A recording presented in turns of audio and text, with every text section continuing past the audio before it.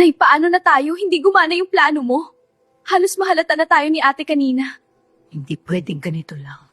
Kailangan bumalik si Jasmine dito. Kamusta ka na? Anong nangyari sa kapatid mo? Sumusobra na sila, Mika. Parang di na pamilya tingin nila sa akin. Kapag tuluyan siyang lumayo, wala na tayong aasahan. Hindi tayo pwedeng mawala ng pera. Mawawala mga kasugalan ko. Jasmine, can you come to my office for a minute?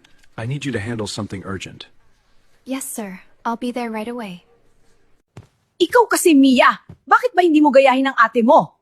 Matalino, masipag, madiskarte. Ikaw ni isa wala. Nay, hindi naman ganun kadali. Paulit-ulit ninyo akong sinasaktan. Pero hindi ko maiwasan mag-alala. Hay nako, Mia. Ang sabihin mo, puro inom at barkada lang ang alam mo. Pinag-aral ka ng ate mo noon, anong ginawa mo? Nag-drop out ka! Nay, hindi naman ganun.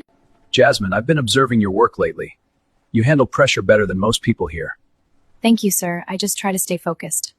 I'm giving you a bigger responsibility starting today. Bes, balita ko promoted ka na bilang secretary ni sir ah. Aba, iba ka na talaga. Hoy, wag kang maingay. Ang hirap kausap ni sir, puro English.